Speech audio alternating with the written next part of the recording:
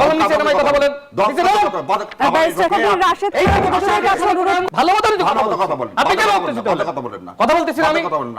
কলম নিচে নামাই কথা বলেন। ব্যারিস্টার শাহরিয়ার কবির রাশেদ খান, আমি দুজনের কাছে অনুরোধ করছি। ব্যারিস্টার শাহরিয়ার কবির রাশেদ খান, ব্যারিস্টার শাহরিয়ার কবির রাশেদ খান দুজনের কাছে অনুরোধ করছি, দুজনের প্রতি শ্রদ্ধা রেখে কথা বলুন। ব্যারিস্টার শাহরিয়ার কবির রাশেদ খান কোথায় ছিলেন সেই সময়? ও সেই সময় কোথায় ছিলেন জানেন না? আবার কোথায় ছিলেন? বাজে কথা বলবেন না। ব্যারিস্টার শাহরিয়ার কবির রাশেদ খান, আমি আপনার কথা শুনেছি। আপনারা একটা ন্যাশনাল টিভিতে আছেন, জনগণ আপনাদের দেখছে। আরে কি আপনি? চুপ করুন। আপনার কথা শুনতে আসতেই নেই কেন? এক কথা বলুন। দুজনের প্রতি শিষ্টাচার রাখার অনুরোধ জানাচ্ছি। রাশেদ খান, ব্যারিস্টার শাহরিয়ার কবির। আমি আপনার কথা নোট করি। ব্যারিস্টার শাহরিয়ার কবির রাশেদ খান, আমি দুজনের কাছে অনুরোধ জানাচ্ছি, আপনারা নিজেদের নির্ধারিত সময়ে কথা বলুন। আপনার কথা আমি নোট করেছি।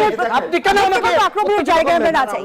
যদি ব্যক্তিগত আক্রমণ হয় তাহলে আপনি কি বিএনপিকে আক্রমণ করেন নাই? আপনি কি ডাক্তার জাহিদুর রহমানকে আক্রমণ করেন নাই? দুই ধরনের ভুল হয়, একটা হচ্ছে ইচ্ছাকৃত ভুল আর একটা হচ্ছে অনিচ্ছাকৃত ভুল। ওই জুতা মেরে গরু দানের মতো অবস্থা।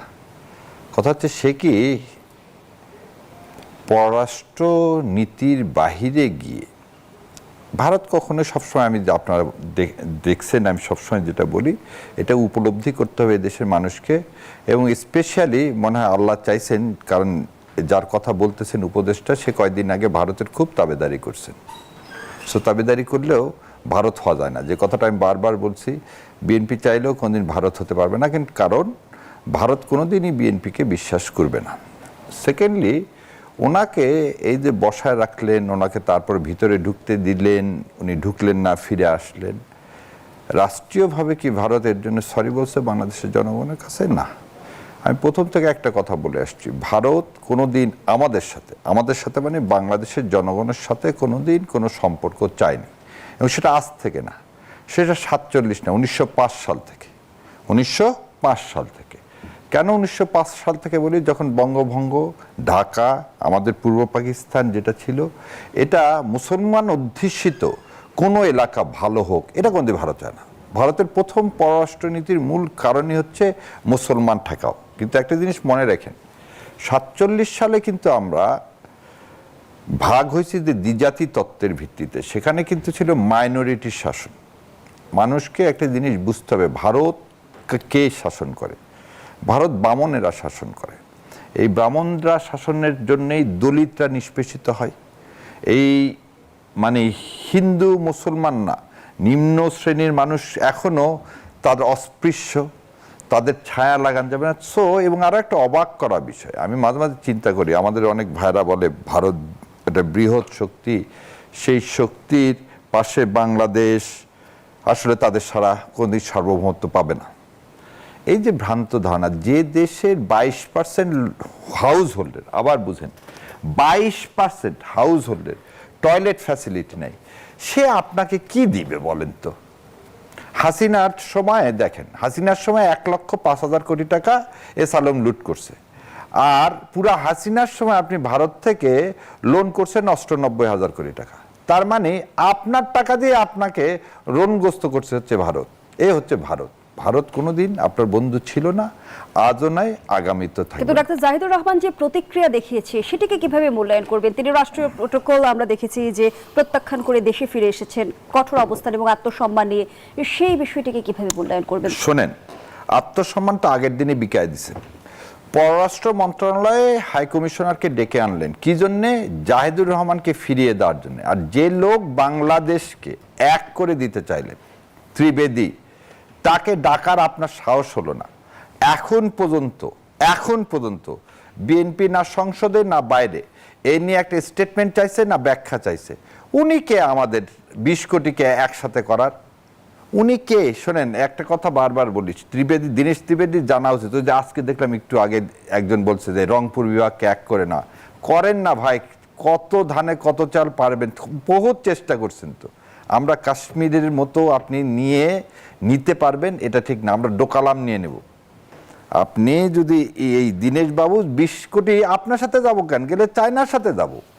বারবার বলছে চায়না পাকিস্তানের সাথে যাব, আপনার সাথে যাব কেন? সো আপনার নিজের দেশ আগে ঠিক করেন, তারপর আমাদেরকে এক করতে এসেন। আর এক করার শোনেন, ভারত আমাদেরকে কখনো এক করতে পারবে না, এবং সেটা পারবে না। মিলিটারি পাওয়ার যদি ভারত আমাদেরকে করতে দেয়, ভারত টুকরো টুকরো হয়ে যাবে। কারণ ভারত আমাদের দিকে আগালে চীন এবং পাকিস্তান আগাবে, এবং চীন এবং পাকিস্তান আগালে ভারত 17 টুকরা হয়ে যাবে। সো ভারত মনে হয় এতখানি বোকা না, এটা করবে। ভারত সবসময় কি চায়, এখানকার মানুষকে ভয় দেখিয়ে, এবং এখানে যারা ক্ষমতায় থাকে তাদেরকে তাদের নিজের হাতে নিজের স্বার্থে ব্যবহার করার জন্য। এবং যেটা দেখতেছি আমরা, বিএনপিও বারবার ভুল করতেছে, সেজন্য মাসুল দিচ্ছে। যখনই ভারতের পক্ষে কথা বলবে তখনই মাসুল দিতে হবে, এবং এই মাসুলটা মানে মাননীয় প্রধানমন্ত্রী। শাহরিয়ার কবির, বিএনপি কি ভারতের পক্ষে কথা বলছে? ভারতের বিপক্ষে কথা বলার মতো এখন একটা পর্যন্ত দেখিনি, কারণ ভারত তাকে ক্ষমতায় বসাইছে। দীনেশ ত্রিবেদী যখন এত বড় একটা দুঃসাহসিক কথা বলে, ওনার তো পরের দিনে দীনেশ ত্রিবেদীকে পারে কেন? ভিত্তি কি যে ভারত বিএনপিকে ক্ষমতায় বসিয়েছে? আজ পর্যন্ত 3-4টা ভিত্তি, আজ পর্যন্ত কোনো উত্তর কেউ দিতে পারেনি। আনন্দবাজার পত্রিকায় কেন সে রিপোর্ট প্রকাশ হলো সে বিষয়ে কোনো আজ পর্যন্ত টিল ডেট দিতে পারেননি। কি অদৃশ্য শক্তির জন্য বললেন মাননীয় প্রধানমন্ত্রী সেদিন, যা আমার দেশে ফেরা আমার হাতে না, বলতে পারেননি। যখন রয়ের কাছে বলা হয়, এই কালকে বোধহয় একটা জিনিস দেখলেন, সালাউদ্দিন সাহেব সম্পর্কে বললেন যে শিলংয়ে থেকে যদি সম্পদের পরিমাণ বৃদ্ধি পায় তাহলে সবার শিলং যেয়ে থাকা উচিত। আর ওই আমাদের এই উনি হচ্ছেন প্রফেসর মানুষ শহীদুল সাহেব, উনি যে কথাটা বলছেন, ওনাকে ট্রেনিং দিয়ে নিয়ে আসা হলো রে ভাই। আপনি যে আরামায়েশে ছিলেন, একটা দেখেন তো গুম হলে এরকম আরামায়েশে থাকে কেউ? সো আপনি ভারতের বলয়ের মধ্যে থেকে আপনি যখন একটা হাইকমিশনে একটা কথা বলবে সেটার প্রতিবাদ করলেন না, আর যখন আপনার উপদেশটাকে দিল্লি থেকে ফিরিয়ে দাও, আপনি একটা জিনিস বুঝতে হবে, দিল্লি থেকে ফিরিয়ে দাও না, এটা আবার জাহিদ সাহেব নাটক করছেন কিনা আমি জানি না। আপনাকে বসায় রাখছে, যে কোনো ইমিগ্রেশনের ক্ষমতা আছে, বসিয়ে রেখে প্রশ্ন জিজ্ঞাসা করা, তাকে তো এন্ট্রি দিছে, সে ঢোকেনি, তো সে ঢোকেনি। এখন এটা ঢোকেনি, এটাও কি সেই রয়ের কোনো কিছু দেখাতে চায় কিনা এদেশে, যে না ভাই আমি ভারতের সাথে নাই? কারণ 2 দিন আগে তো দেখলাম সে ভারতের পক্ষে কথা বললো। সো আমরাও যখন তাকে এজেন্ট বলি, সেটা হয়তো মিথ্যা প্রমাণের জন্য এই নাটক করতেও পারে। সো আমি জানি না, কিন্তু বাংলাদেশ যে বিএনপির উচিত ভারতের বিরুদ্ধে অবস্থান নেওয়া এবং দীনেশ ত্রিবেদীকে বহিষ্কার করা, আমাদের দেশে যত ইন্ডিয়ানরা চাকরি করে তাদের ওয়ার্ক পারমিট বাতিল করা। অসংখ্য ধন্যবাদ জানাচ্ছি ব্যারিস্টার শাহরিয়ার কবির, রাশেদ খান। ইতিমধ্যে আমরা দেখলাম উপদেষ্টা জাহিদুর রহমানের ঘটনায় ভারতীয় ভারপ্রাপ্ত হাই কমিশনারকে তলব করে অসন্তোষ জানিয়েছে ঢাকা, কিন্তু ঢাকার এই অসন্তোষ দিল্লি কতটা আমলে নেবে বলে মনে করেন? শাহরিয়ার ভাইয়ের কথাগুলো শুনছিলাম, তিনি ভারতের বিরুদ্ধে বলছিলেন। তার বক্তব্য শুনলে মনে হয় যে তিনি একজন আগ্রাসন বিরোধী নেতা। তো এই বাংলাদেশে আগ্রাসনের সবথেকে বেশি শিকার হয়েছে বিএনপি, এবং তিনি তার শুরুতে বললেন যে বিএনপি চাইলেও কখনো ভারতের সাথে যেতে পারবে না। অর্থাৎ তিনি তার ওই শুরুর বক্তব্যের মাধ্যমে তার শেষের বক্তব্য যে আসলে অপ্রয়োজনীয়, অনর্থক, তিনি নিজেই প্রমাণ করেছেন। যাই হোক, এখন ডাক্তার জাহিদুর রহমান, তিনি আমরা দেখেছি যে শেখ হাসিনার আমলে তিনি ফেসবুকে, ইউটিউবে তার মতামত বিশ্লেষণ করতে আমরা দেখেছি। সেই সময় ভারতীয় আধিপত্যবাদের বিরুদ্ধে তিনি অনেক বক্তব্য রেখেছেন, যে কারণে শেখ হাসিনা রেজিমেই তাকে আসলে ভারতে ব্ল্যাকলিস্টেড করা হয়, এবং তিনি মাননীয় প্রধানমন্ত্রীর উপদেষ্টা হওয়ার পরেও সেই লিস্ট থেকে আসলে তার নাম বাদ দেওয়া হয়নি। আর সম্ভবত আমি যতটুকু গণমাধ্যমে দেখলাম যে তিনি আসলে কূটনৈতিক পাসপোর্ট না, সাধারণ পাসপোর্ট নিয়ে সেখানে গিয়েছিলেন, এবং এটি একটি সরকারি সফর ছিল। যাই হোক, আমরা মানুষ, আমাদের বক্তব্যে অনেক সময় ভুল হয়, এবং আমি জানি না আসলে ডক্টর জাহিদ কোথায় আসলে তিনি আসলে ভারতের পক্ষে বক্তব্য দিয়েছেন, আই ডোন্ট নো। হয়তো আপনার তার সব বক্তব্য ভালো লাগবে না, কারণ তিনি একসময় ফেসিবাদ বিরোধী লড়াইয়ে তিনি অনলাইনে জনমত তৈরি করার জন্য কাজ করেছেন। শাহরিয়ার কবির ভাইকে আমরা এখন দেখছি যে জামাতের পক্ষে তিনি অনলাইনে টকশোতে জনমত তৈরি করার জন্য কাজ করছেন। আমরা ফেসিবাদ বিরোধী লড়াইয়ে যদি শাহরিয়ার কবির ভাইয়ের এখনকার যে ভোকাল, ওই ভোকাল আমরা যদি পেতাম তাহলে খুব ভালো লাগতো। ডাক্তার জাহিদুর রহমানকে যেভাবে পেয়েছিলাম, আমাদের ব্যারিস্টার শাহরিয়ার ভাইকে আমরা সেই সময় পাইনি। আমার কাছে মনে হয় যে এরকম শাহরিয়ার ভাইরা যদি আগে থেকেই তাদেরকে আমরা এইভাবে সোচ্চার মাঠে বিপ্লবী বক্তব্য আগ্রাসনের বিরুদ্ধে আজকে মনে হয় বক্তব্য পেতাম। না আজকে কি আপনার শুনেন আমাকে প্রথম কথা আমি কি কথা না না আগে শুনতে ভালো ভালো হয় না? এক মিনিট আমাকে বলেন।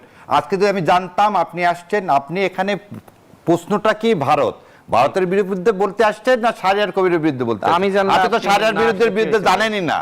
আপনি যে এইভাবে ব্যক্তিগত আক্রমণ ছেড়ে ভারতের পক্ষে না বিপক্ষে সেটা বলেন। আপনি কথা বলেছেন না? না না আমি তো আপনাকে আপনার বিরুদ্ধে একটা কথাও বলিনি। আমি তো মনে হচ্ছে যে আপনি আমাকে শাহরিয়ার ভাইকে ছেড়া তুলতে তোলেন। আপনার তো দাওয়াত দেওয়ার জন্য আপনার তো আপনি তো ওই জন্যই যোগদান করছেন। আর তো কোনো কথা নেই, বলে দেন। এবার শুনে যাচ্ছি। না তো আপনি উত্তেজিত হচ্ছেন কেন?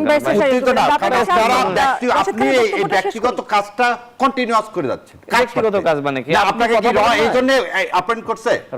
হ্যাঁ, আপনাকে কি এই জন্য আপনাকে আমাকে অ্যাপয়েন্ট করছে? হ্যাঁ, তাই তো মনে হচ্ছে। আল্লাহ, তাই তো মনে হচ্ছে। এই বাংলাদেশের নরেন্দ্র মোদীর আন্দোলন আন্দোলন আমি রাশেদ খান করেছি, আপনি শাহরিয়ার কবির করেন নাই?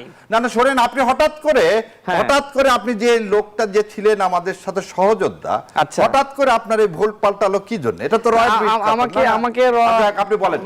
আপনাদের কথাই কথাই মানে এত ঠুনকো জিনিস, আসলে এত ঠুনকো জিনিস কিনা শোনেন। আপনি তো রয়ের এজেন্ট হতে পারেন। আপনি যে এইভাবে রয়ের বিরুদ্ধে বলছেন, রয়ের প্রশিক্ষণ তো এমন হতে পারে যে আপনার আসলে রয়ের প্রকৃত এজেন্ট হয়ে কাজ করার জন্য আপনাকে বলছে যে রয়ের বিরুদ্ধে বেশি বলবেন। এটা খুবই ভালো, এটা না এটা ভালো জিনিস। আমি খুব খুশি হব যদি আমি রয়ের এজেন্ট হতে পারি। আপনি ভুলভাল কথা বলবেন আর সেটা উত্তর দিলে বলবেন ব্যক্তিগত আক্রমণ। মানে কি? তাহলে এইখানে আমি কেন আসছি? কথাটা বলেন, আপনি আপনার কথাটা বলেন। যুক্তি করতে পারেন না, আপনারা বলেন যে ভালো খেলোয়াড় আসলে খেলবো না। ওই যে ভাই আপনি খুব ভালো খেলোয়াড়, ওইজন্য আমি খারাপ খেলোয়াড় ভয় খেলতে চাই না। তাহলে শুনে মেসি ভাই, আপনি মেসি, আমি তো খেলাই জানি না, আমি খেলবো কেন আপনার সাথে? আমি সেজন্য আমি তো জানতাম না না শুনেন, আমি সেজন্য দর্শক হয়ে থাকতে দেখেন আমি কেমনে বলি। না না আমি দর্শক হয়ে, আপনি তো ভালো বলেন, জানেন তো দর্শক হতে তাই।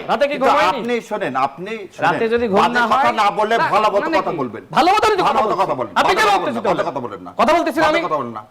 কলম নিচে নামাই কথা বলেন। ব্যারিস্টার শাহরিয়ার কবির, রাশেদ খান, আমি দুজনের কাছে অনুরোধ করছি। ব্যারিস্টার শাহরিয়ার কবির, রাশেদ খান, ব্যারিস্টার শাহরিয়ার কবির, রাশেদ খান, দুজনের কাছে অনুরোধ করছি দুজনের প্রতি শ্রদ্ধা রেখে কথা বলুন। ব্যারিস্টার শাহরিয়ার কবির, রাশেদ খান,